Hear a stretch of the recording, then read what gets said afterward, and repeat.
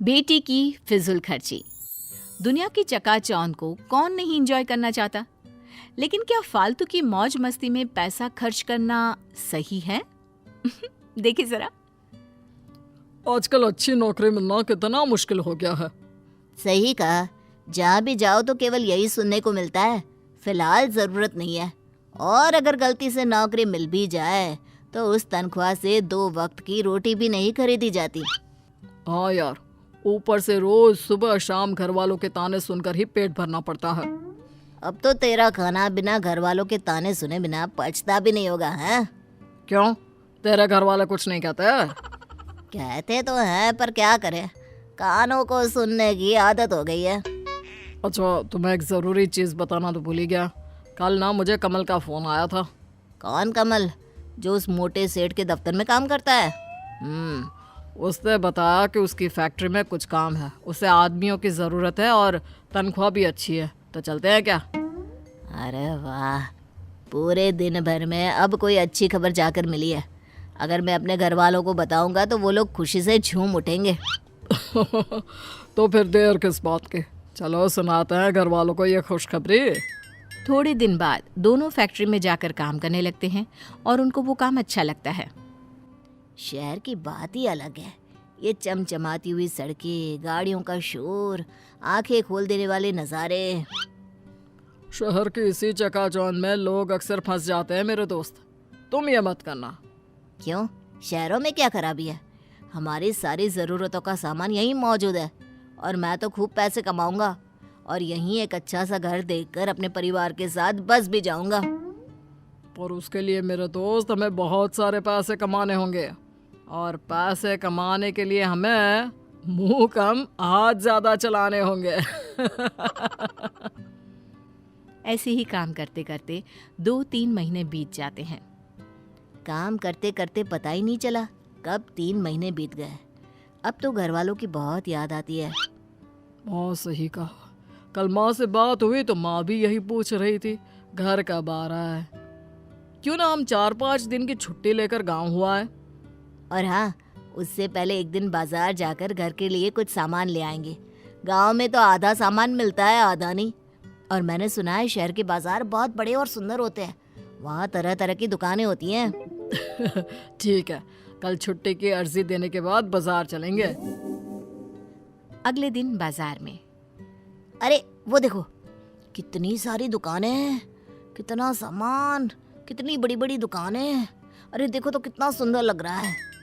अच्छा, पहले वो सामान ले ले जो लेने आए हैं। हाँ हाँ, क्यों नहीं। फिर उस दुकान से शुरुआत करें क्या? नहीं नहीं, मुझे लगता है उस दुकान से, वहाँ से हमें सस्ता और अच्छा मिलेगा। और तुम्हें ऐसा क्यों लगता है? क्या वो दुकान तुम्हारे रिश्तेदार की है? नहीं, तुम्हारे। अरे दिमाग के पैदल इंसान, क्योंकि वहाँ पर ज्यादा भीड़ है और दुकान में डिस्काउंट का ऑफर चल रहा है। तुम्हें तो सब पता है यहाँ के बारे में। अब चलोगे भी? हाँ हाँ चलो। अरे बस भी करो, कितना सामान लोगे? चलो ना, उस दुकान में भी देखते हैं। सारा जरूरत का सामान तो हम ले चुके हैं, अब तुम्हें कौन सा सामान चाहिए? जब हम दुकान के अंदर जाएंगे तभी तो पता चलेगा कि हमारे पास क्या नहीं है। बस ये आखिरी दुकान है, इसके बाद सीधा घर चलेंगे, ठीक है? ठीक है, पक्का। अब चलोगे भी अंदर? तुम्हें नहीं लगता कि तुमने आज काफी खरीदारी की है? मुझे तो और भी करनी थी, पर सोचा आज के लिए इतना काफी है। मुझे तो लगा कि तुम थोड़ी देर बाद मुझसे पैसे मांगने लगोगे। अरे वो तो मैं भूल ही गया था। मजाक कर रहा हूँ। फिर कभी आएंगे। आज सच में बहुत मजा आया। वैसे घर वाले अपने लिए तोहफे देखकर बहुत खुश हो जाएंगे। खरीदारी तो हो गई भाई, अब पेट में चूहे दौड़ रहे हैं, चलो कुछ खा लेते हैं। ठीक है, चलो वहीं खा लेते हैं। खाना कितना अच्छा था, मेरा तो पेट फुल भर गया है। रोजाना कैंटीन का वो बेस्वाद खाना खाकर मेरा मुंह भी बेस्वाद हो गया था। आज कुछ स्वादिष्ट खाकर दिल को सुकून मिला। रोज ऐसा खाने को मिले, क्या मजा आ जाए।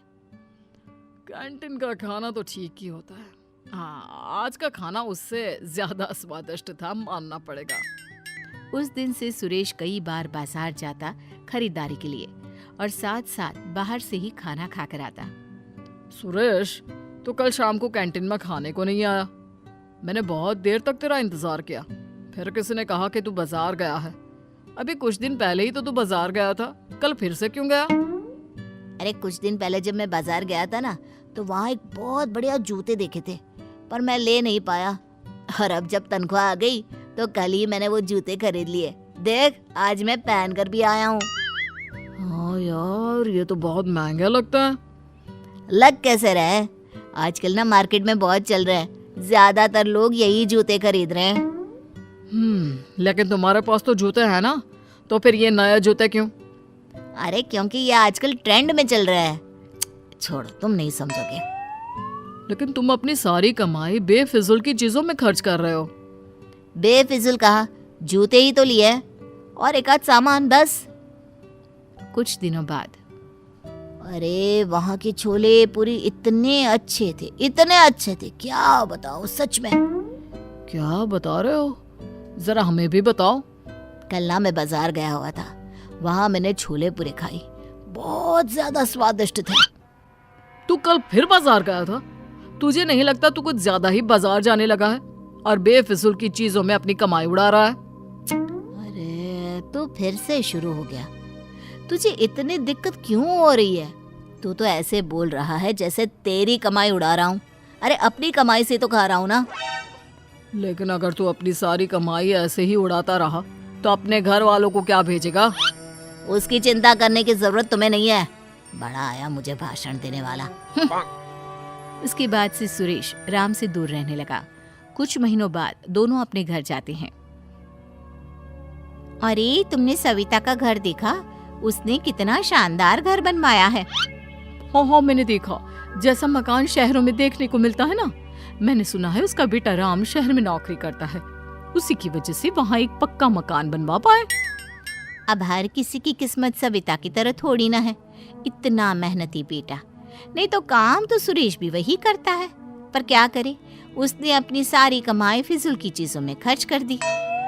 दूर से सुरेश सब बातें सुन रहा होता है। काश मैंने तब राम की बात मान ली होती तो आज ये सब सुनना नहीं पड़ता।